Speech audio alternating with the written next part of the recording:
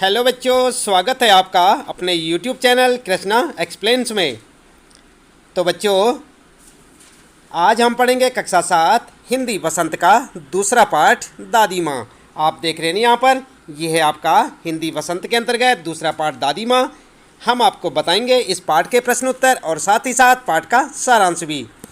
तो आप लगातार इसी प्रकार देखते रहें वीडियो और जुड़े रहें हमारे साथ। यदि चैनल में पहली बार आए हैं तो चैनल को सब्सक्राइब अवश्य कर दें, बेल आइकन भी दबा दें ताकि आपको आने वाली प्रत्येक पाठ की वीडियो की नोटिफिकेशन मिलती रहे। और लगातार जानते रहें अपने कक्षा 7 हिंदी वसंत के सभी पाठों के प्रश्न उत्तर, भावार्थ और सारांश हमारे साथ। तो चलिए शुरू करते हैं। सबसे पहले एक नज़र डालते हैं पाठ पर। आप इस पाठ को चाहे तो यहाँ से पढ़ सकते हैं और चाहे अपनी पाठ्य पुस्तक से, लेकिन एक बार पाठ को ज़रूर से ज़रूर पढ़ लें। इससे ये होगा कि जो आपको यहाँ पर सारांश और प्रश्न उत्तर बताए जाएंगे उन्हें आप अच्छे से समझ पाएंगे। आप इन्हें अपनी नोटबुक में नोट कर सकते हैं और इन्हें अपनी परीक्षा के लिए अच्छे से याद करें, अच्छी सी तैयारियाँ करें। तो आप देख रहे हैं यहाँ पर, यह है आपका कक्षा 7 हिंदी वसंत के अंतर्गत दूसरा पाठ दादी माँ। और जैसे ही यहाँ पर यह पाठ समाप्त होता है, आप देख सकते हैं यहाँ पर इस पाठ के लेखक का नाम कौन है, शिव प्रसाद सिंह। और शुरू होते हैं इस पाठ के प्रश्न, जिनका उत्तर हम आपको यहाँ पर अभी बताने वाले हैं। तो आप इसी प्रकार जुड़े रहें हमारे साथ और देखते रहें अपने सारे प्रश्नों के उत्तर। तो चलिए अब ज़्यादा देर न करते हुए जान लेते हैं सबसे पहले पाठ का सारांश। तो बच्चों, आप ध्यान दें, आज हम पढ़ रहे हैं कक्षा 7 हिंदी वसंत के अंतर्गत दूसरा पाठ दादी माँ। और हम आपको बता रहे हैं इस पाठ का सारांश। यह कहानी शिव प्रसाद सिंह द्वारा लिखी गई है, जिसमें लेखक ने अपनी दादी माँ का वर्णन किया है और बड़ों के महत्व को दिखाया है। लेखक बड़े हो चुके थे, उन्होंने अब तक बहुत तरह के सुख दुख देखे थे, परंतु जरा सी कठिनाई पड़ते ही मन अनमना हो जाता था। मित्र उसके सामने तो साथ होने का दावा करते या दिखावा करते, परंतु पीठ पीछे उनको कमज़ोर कहकर मजाक उड़ाते थे। ऐसे समय में लेखक को अपनी दादी माँ की बहुत याद आती थी। लेखक की दादी ममता, स्नेह, दया की मूर्ति थी। बचपन में लेखक को बरसात के दिनों में गंध भरे जल में कूदना अच्छा लगता था, जिससे एक बार उसे बुखार आ गया था। उस समय उसे बीमार पड़ना भी अच्छा लगता था। बीमारी में उसे दिन भर नींबू और साबु मिलता था, परंतु इस बार उसे जो बुखार चढ़ा था वह उतरने का नाम ही नहीं ले रहा था। उसकी दादी उसके माथे पर कोई अदृश्य शक्तिधारी चबूतरे की मिट्टी लगाती थी। वह उसकी पूरी तरह से देखभाल करती थी। दादी माँ को गांव में मिलने वाली 50 किस्म की दवाओं के नाम याद थे। उन्हें गंदगी बिल्कुल भी पसंद नहीं थी। लेखक आज भी बीमार पड़ता है, परंतु मेष महाराज अपनी इच्छा अनुसार देखभाल करता है।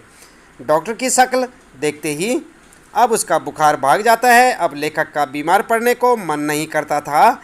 एक दोपहर दादी माँ रामी की चाची को डांट रही थी। रामी की चाची ने पहले पैसे वापस नहीं किए थे और दोबारा पैसे मांगने आ गई थी। वह दादी माँ के आगे गिड़गिड़ा रही थी कि बेटी की शादी के बाद वह सब दे देगी। लेखक ने दादी को पैसे दे देने को कहा, परंतु दादी ने उसे भी डांटा। कई दिनों बाद लेखक को पता चला कि उसकी दादी माँ ने रामी की चाची का पिछला ऋण भी माफ़ कर दिया और उसे बेटी की शादी के लिए 10 रुपये भी दिए।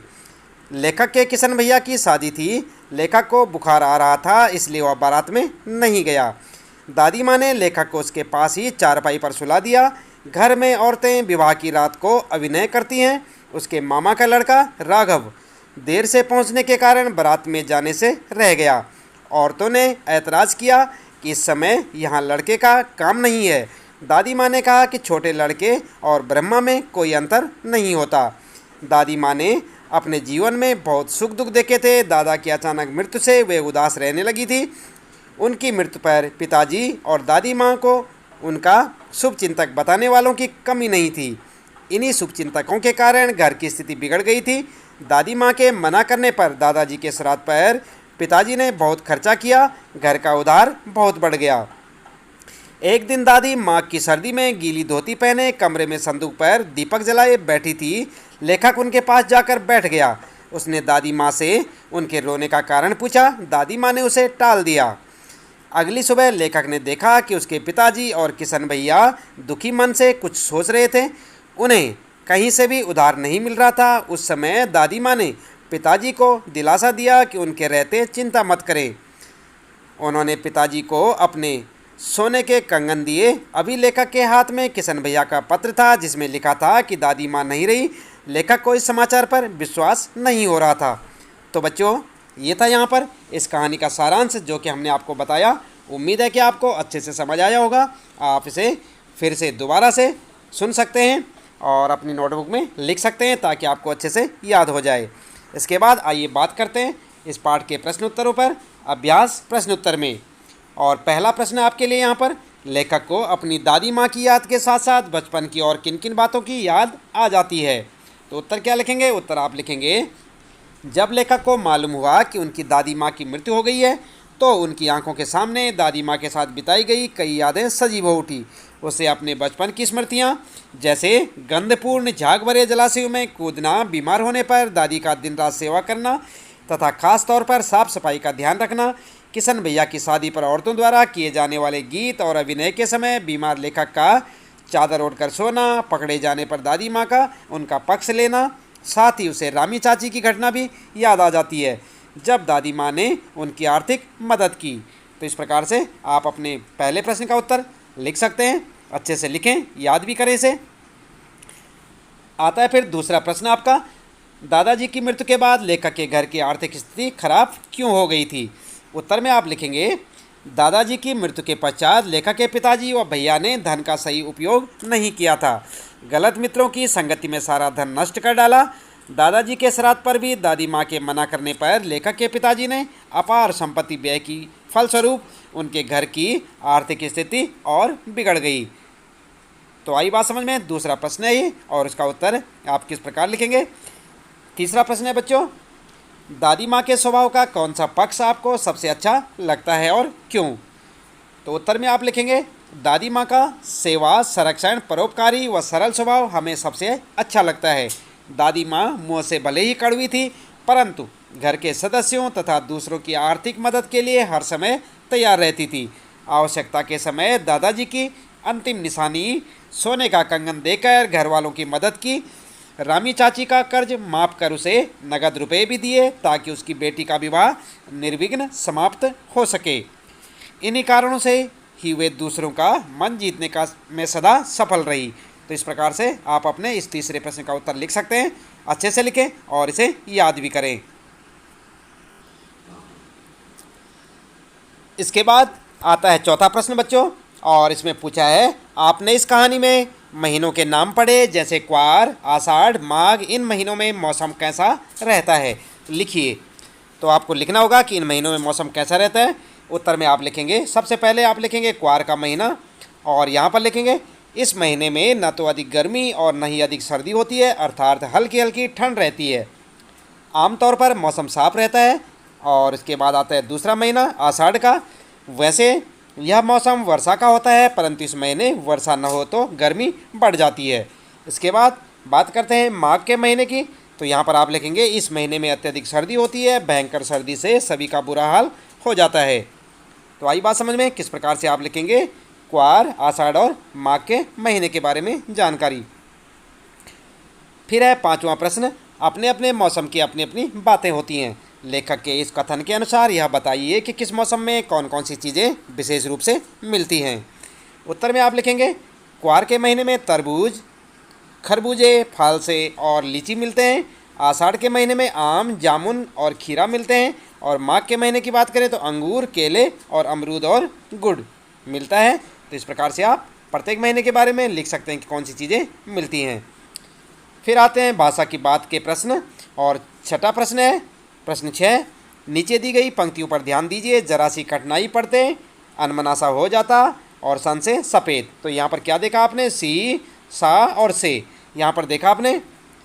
तो यहाँ पर क्या आप समझे, समानता का बोध कराने के लिए सा, सी और से का प्रयोग किया जाता है। ऐसे 5 और शब्द लिखिए, उनका वाक्य में प्रयोग भी कीजिए। उत्तर में आप लिखेंगे, नीला सा, रुई से और मिश्री सी।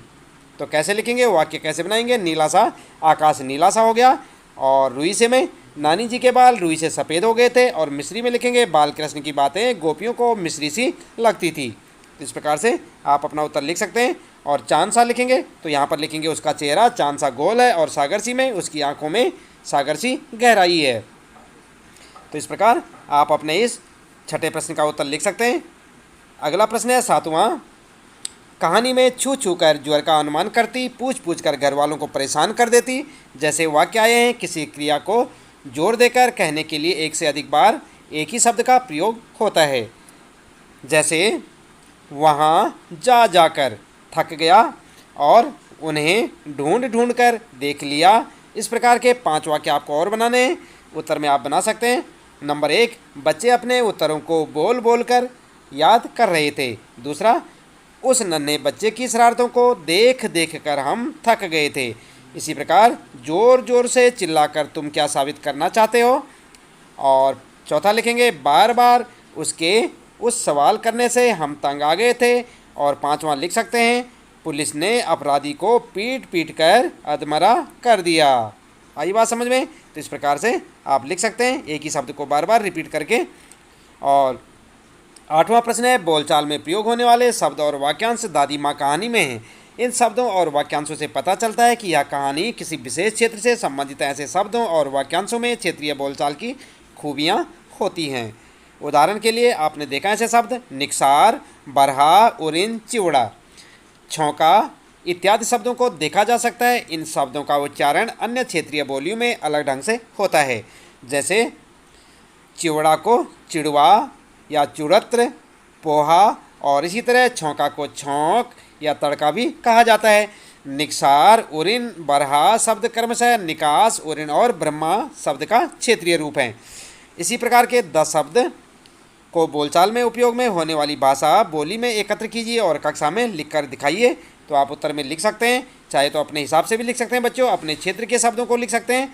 और चाहे ऐसे लिखें काहे, बंदा, कृपा, कार, परोजन, लक्ष्मण, आपा, भनक, घना, बटेऊ आदि। तो ये हो जाएगा आपका उत्तर। तो यहाँ पर आप ध्यान दें बच्चों कि इन सारे प्रश्न के उत्तरों को आप अपनी नोटबुक में नोट कर सकते हैं, उन्हें याद कर सकते हैं और अपनी परीक्षा की अच्छी सी तैयारियां कर सकते हैं। इसके साथ ही इस पाठ से संबंधित प्रश्नों के उत्तर यहाँ पर समाप्त होते हैं। उम्मीद है कि आपको अच्छे से समझ आए होंगे। आप वीडियो को बार बार देखें और जब तक अच्छी तरह समझ ना आ जाएँ इन्हें अपनी नोटबुक में नोट करते रहें। मिलते हैं फिर अगले पार्ट के नए प्रश्न उत्तरों के साथ। यदि आपने चैनल अभी तक सब्सक्राइब नहीं किया तो सब्सक्राइब अवश्य कर दें, बेल आइकन दबा दें और वीडियो को लाइक शेयर करना ना भूलें।